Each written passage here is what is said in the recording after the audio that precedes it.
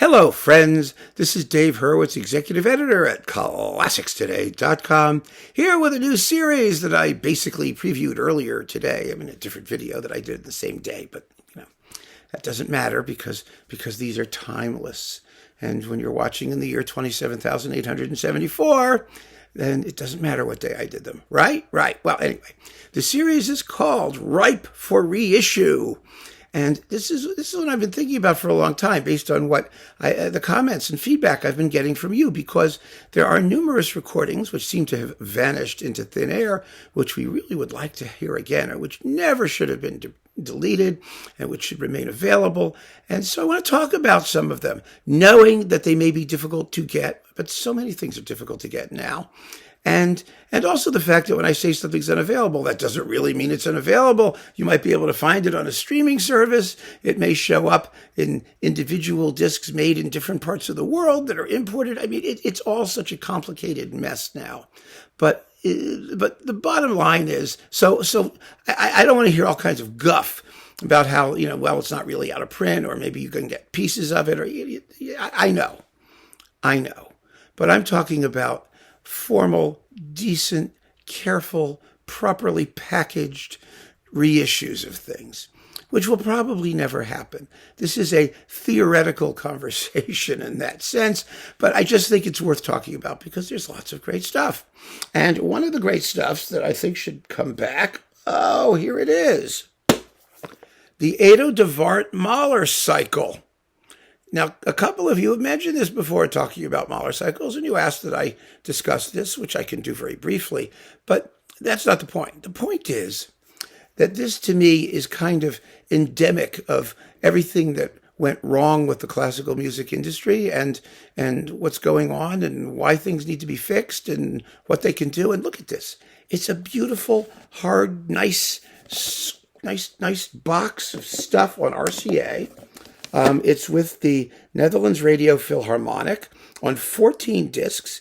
It was printed or issued in 1995 and very briefly available, and then it sort of went away. Now, I just went to Amazon and had a look at what's out there, and I see most of these are available as individual releases from somewhere at very, very high prices.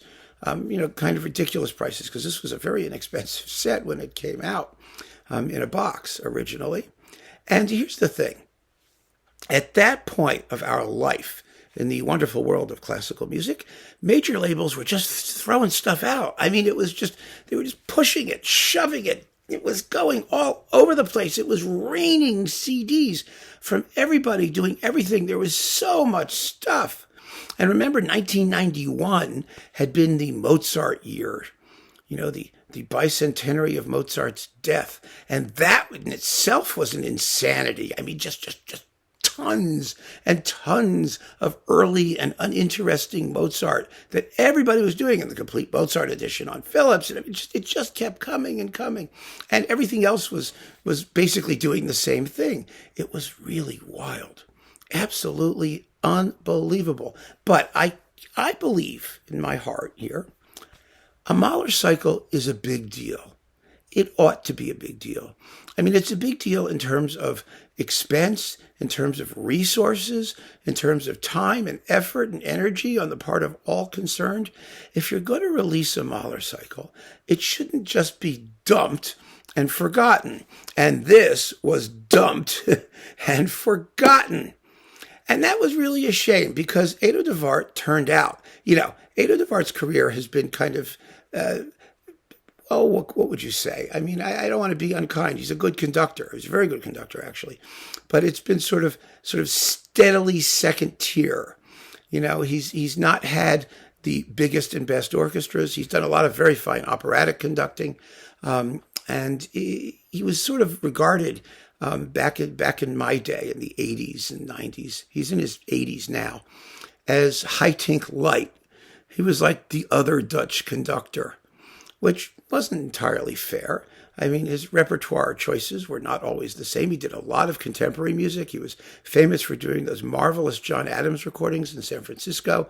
And I saw him a lot when I was in San Francisco, so I had an opportunity to observe him. And he made some wonderful records. He mostly recorded for Philips. And, he doesn't deserve to be dissed. He just doesn't. And by the time he got around to doing this Mahler with the Netherlands Radio Philharmonic, is that what it was? Yes. It was really mostly very, very good. He'd done some before. You may recall, he did a Mahler 1 with the Minnesota Orchestra when he was in Minnesota on Virgin Classics. There are a few others. Actually, the first symphony he's recorded like 3 times already, or 4 times, who knows? Like everybody these days who just duplicates witlessly. But when this Mahler cycle came out, I was very pleasantly surprised because there are only 2 less interesting performances. They're a big deal because, well, in Mahler, any less interesting performance is a big deal because there's only 9 numbered symphonies, right? Numbers 6 and 9 are a little bit underplayed, in my view. 6 just lacks a certain amount of bite and viciousness compared to, the really great ones like Bernstein in Vienna or the Thomas Sanderling Leningrad or, some of the things like that. And number 9, whose first movement is a little bit just not quite powerful enough, in my view. It doesn't have the oomph that it needs at the climaxes. It sounds a little tired. But, none of it's bad. None of it's bad. And everything else is really, really good, surprisingly good, and very, very well recorded. And even the 8th, which is so problematic, it's a very, very good performance of the 8th. The 2nd's wonderful. I was really happy. Even 5, the one everyone blows, is terrific. It's one of the better ones around. It's amazing to me that these performances were out there. And what really kind of gets me is that Sony, which is BMG, which is RCA, which is, they're all the same thing, is doing budget boxes of all kinds of stuff. And boy, would this make a nice budget box. Just toss this out. The problem, of course, is that they have the James Levine Mahler partial cycle out as a budget box, but, why do they care? It doesn't stop them from duplicating, God knows, right? And Sony has, of course, Bernstein's first Mahler cycle and Lorin Maazel's Mahler cycle and other Mahler cycles. But this would make a great budget box, just like that Sibelius box with Jukka-Pekka Saraste, which they re-released, which is really good. It's all the, symphonies and incidental suites and tone poems and things, or mostly. It was a very, very nice budget box because that was another cycle that they did and then just sort of went, forget about it. Well, they shouldn't forget about this. They just shouldn't. It's wrong. It's evil. And more to the point, what good does it do anybody to have this stuff and let it sit around unissued or unavailable? Now, they may release it as streaming stuff and it doesn't cost any money because you don't have to box it or pack it or press it or do anything.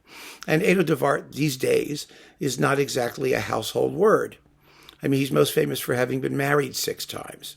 But even so, these are good Mahler performances. And so, if you're really crazy about Mahler and you haven't heard these, aside from 6 and 9, which, you don't have to take my word for it, you can probably find individual discs of this series, on Amazon or in various places available, used or even new or whatever. It would be nice, really nice, to have this estimable Mahler cycle back in a box as it deserves to exist, one way or another. And so, here's the first in what's going to be a very long series of recordings that are ripe for reissue. And if you've got your own suggestions, and no doubt you do, because that was one of them, I have a feeling that, let the floodgates open. And I hope to talk about many others that are deserving of reconsideration, reissue, revaluation, all of the R words. We really don't have enough to listen to, do we? There's only, what can I say? We can always enjoy more. And one of the things I've pointed out is that greatness is its own justification. If they're wonderful performances, let's hear them. Let's have them available. So keep on listening, friends. Thanks so much for joining me. Take care.